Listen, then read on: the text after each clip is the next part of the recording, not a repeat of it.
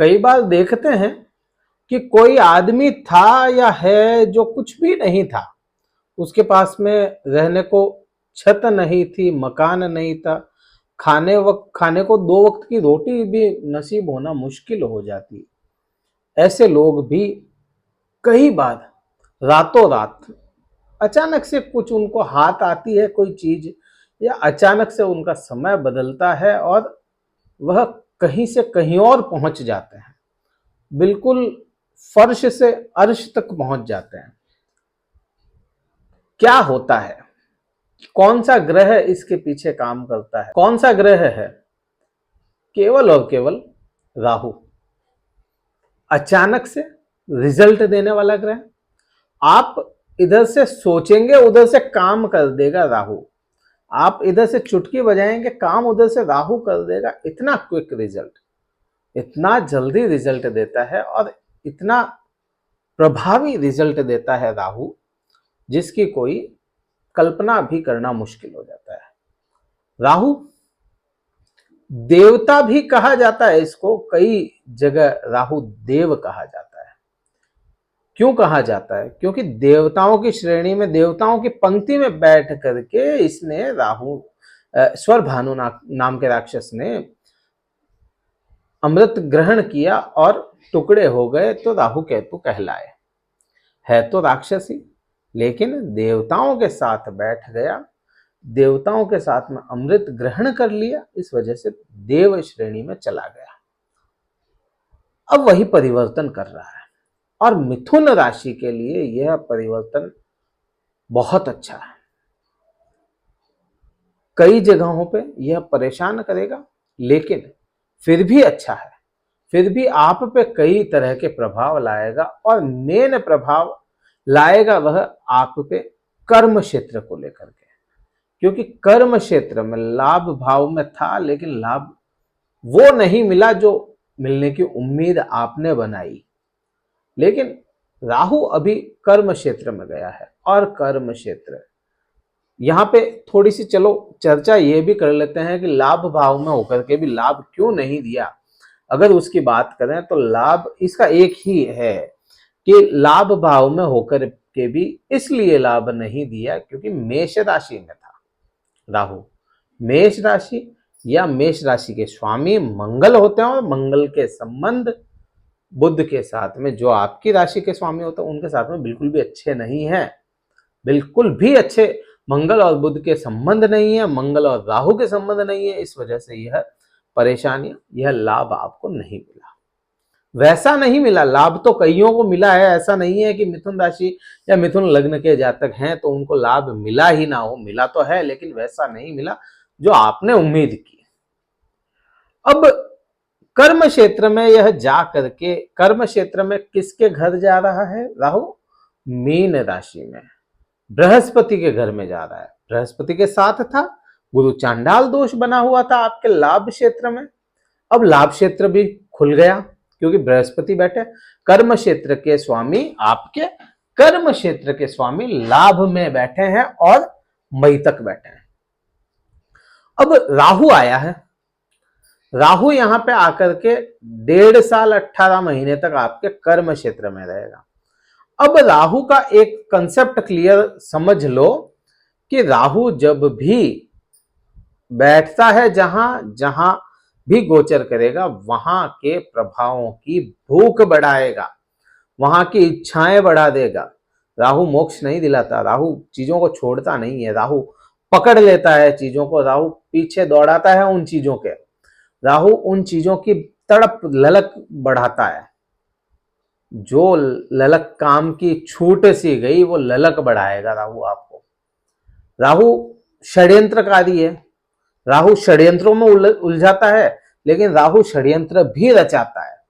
आपका अगर मित्र है, आपके जिस भाव में बैठ गया है, तो उस क्षेत्र में आपको हराने वाला कोई नहीं हो सकता। फिर अगर राहु आपका अच्छा हो, खेल सारा कुंडली पे आ जाएगा फिर कि आपकी कुंडली में राहु कहां बैठा है, अच्छी पोजीशन में है, आपकी महादशा कौन सी। अगर फेवरेबल है, कर्म क्षेत्र में कोई हाथ नहीं पकड़ पाएगा। स्थितियां बहुत अच्छी बनती है कर्म क्षेत्र को लेकर। अब कब कब कौन कौन से प्रभाव लाने हैं मिथुन राशि पे राहु को? एक राशि में कब भी कोई ग्रह चलता है ना, तो केवल वो एक राशि नहीं होती है, वह नक्षत्र होते हैं। अब मीन राशि केवल एक, ना केवल इसको राशि कहें, इसको कहें नक्षत्र का एक जोड़ा। मीन राशि में 2.25 नक्षत्र आते हैं। पहला उल्टे कर्म से चल रही है, राहु वक्री चलता है, उल्टे कर्म से चलता है, तो यहां पे रेवती नक्षत्र की बात करेंगे। नक्षत्रों में सबसे अंतिम, लेकिन उल्टा चलता है, इस वजह से रेवती। रेवती किसके अधीन आएगा? रेवती जो नक्षत्र है उसके स्वामी खुद स्वयं बुध ग्रह हो जाते हैं, बुध देव हैं, और बुध ग्रह ही आपके लग्न के, ये राशि के स्वामी हैं। बुध के संबंध देखोगे अगर राहु के साथ में, 9 ग्रहों में सबसे अच्छे संबंध, सबसे इसको कह लो एक वो संबंध जिसमें एक कहेगा और दूसरा करेगा, दूसरा सोचेगा और वो पहला वापस कर देगा। मीन्स राहु जो सोचेगा ना बुध को करना है, और बुध ने केवल इशारा कर दिया और राहु वह काम कर देगा, ऐसे संबंध होते हैं। जड़ बनाते हैं ये हैं राहु और बुध मिल करके। बुध के नक्षत्र में रहेंगे। 30 अक्टूबर से यह शुरू होंगे। 30 अक्टूबर को जैसे ही परिवर्तन करेंगे, शाम के समय परिवर्तित होंगे। 30 अक्टूबर से 8 जुलाई का जो समय रहेगा यह बुध के अधीन रहेगा। इसमें यह नहीं है कि 30 तारीख को चेंज होते ही क्विक रिजल्ट मीन्स हो गया, नहीं। 30 तारीख को चेंज करेंगे, 1-1.5-2 महीने लगेंगे राहु को थोड़ा बलवान होने में, और बलवान होते ही यह काम करना शुरू करेगा अपना। तो आपको कर्म क्षेत्र में रिजल्ट दे करके रहेगा। यहां पे अगला क्या प्रभाव आना है राहु का, यहां पे आपके लिए काफी कुछ अच्छा होना, वो समझो। तो 8 जुलाई 2024 तक तो यह रहा रेवती नक्षत्र में। उसके पश्चात परिवर्तन कर जाएगा उत्तरा भाद्रपद नक्षत्र में। उत्तरा भाद्रपद नक्षत्र शनि के अधीन आता है। शनिदेव फिर वही बात, आपके आ जाते हैं भाग्येश। शनि का संबंध गुरु के आपके राहु के साथ में अच्छा बनता है, धूर्त योग बनाता है, षड्यंत्रकारी योग बनाता है, आपको षड्यंत्रों में फंसाने का भी काम कर देता है। आप या तो खुद षड्यंत्र रचने वाले बनते हैं जब शनि और राहु एक साथ होते हैं, या षड्यंत्रों में फंसने वाले बन जाते हैं। कई बार स्थितियां ऐसी हो जाती है, गड्ढा किसी के लिए खोदा और आप खुद जाके गिर गए, ये भी राहु और शनि का काम होता है। अब शनि के नक्षत्र में चलेंगे 8 जुलाई से लेकर के 16 मार्च 2025 तक। ये समय रहेगा उत्तरा भाद्रपद नक्षत्र के पास। और कर्म क्षेत्र, काल पुरुष की कुंडली में शनि देव को कर्म क्षेत्र का मालिक कहा गया कि कर्म करते रहो। कर्म और आपका लाभ दोनों ही शनि के हाथ में होता है, और कर्म का भाव में राहु आया, तो यहां पर ये फिर से वही बात आ जाएगी कि टारगेट हो सकते हैं इस समय में, लोगों की नजरों में चढ़ जाए, षड्यंत्रों में फंसने की आपके वो लोग बात चाल चलने की कोशिश करेंगे उस समय में, लेकिन उसमें समय अभी बहुत बाकी है। शुरुआती तौर पे तो आपके रेवती नक्षत्र का ही रिजल्ट आना है पहले, उसके पश्चात पूर्वा भाद्रपद। पूर्वा भाद्रपद के 4 चरणों में से एक ही चरण में आपके गोचर करेगा राहु कर्म क्षेत्र को लेकर के, फिर तो भाग्य में आ ही जाएगा। 1.5 साल का वृतांत है ये। 18 मई 2025 तक, 16 मार्च से 18 मई 2025 तक आपके ये रहेगा वहां पे उत्तरा पूर्व भाद्रपद गुरु के नक्षत्र में। अब यहां पे इस समय आपको राहु परेशान करेगा। इस समय केतु राहु आपको कर्म को लेकर के परेशान करेगा, जहां जहां इसकी दृष्टियां होंगी वहां वहां परेशान करेगा। तो ये तो इसका ये प्रभाव है। अब बात करते हैं कि केवल क्या कर्म को लेकर के ही है स्थितियां यह सारी? नहीं, कर्म क्षेत्र में बैठे कर्म ही कराएगा। यहां इसका होगा कि जहां दृष्टियां जाती है वो मेन मायने रखेंगे। और क्योंकि कोई भी ग्रह जहां स्थापित होगा वहां के तो रिजल्ट लेकर के आता है। दृष्टि संबंध बहुत मायने रख जाता है। अगर इस पे किसी की दृष्टि आ गई या इसकी दृष्टि कहीं पे चली गई, वो मायने रखेगा। अब इसकी दृष्टियां क्या क्या होती है, वह होती है 5, 7 और 9। पांचवी दृष्टि इसकी राहु की आपके द्वितीय स्थान और आपके, इसको कह लो कि द्वितीय स्थान आपका वाणी के भाव पर जाएगी। द्वितीय स्थान किसको मिल जाता है, आपका मिल जाता है द्वितीय स्थान चंद्रमा को। अब यहां देखो कि गुरु के हाउस में राहु है, मीन राशि में, चंद्रमा पे गई दृष्टि। चंद्रमा को और सूर्य को राहु हमेशा हिट मारता है, परेशान करता है। और चंद्रमा के दिन अगर गिनोगे, यहां पे बहुत ज्यादा सही डीप में जा रहे हैं अभी अपन, इसको समझना कि 2.5 दिन का करीब करीब 2.5 दिन, 2.25 दिन एक राशि में चलता है चंद्रमा, एक राशि में चलता है। मीन्स अगर चंद्रमा आज की तारीख में मिथुन राशि में है तो 2.5 दिन बाद में चेंज करेगा। अभी आया है तो 2.5 दिन बाद में चेंज करेगा, 2.25 दिन, 2.5 दिन, 27 दिन, 28 दिन में घूम करके आता है वह। अगर आज मिथुन राशि में है तो 1 महीने 27 दिन से 1 महीने के बीच का जो समय होगा, 28 दिन, 29 दिन में वापस मिथुन राशि में आएगा।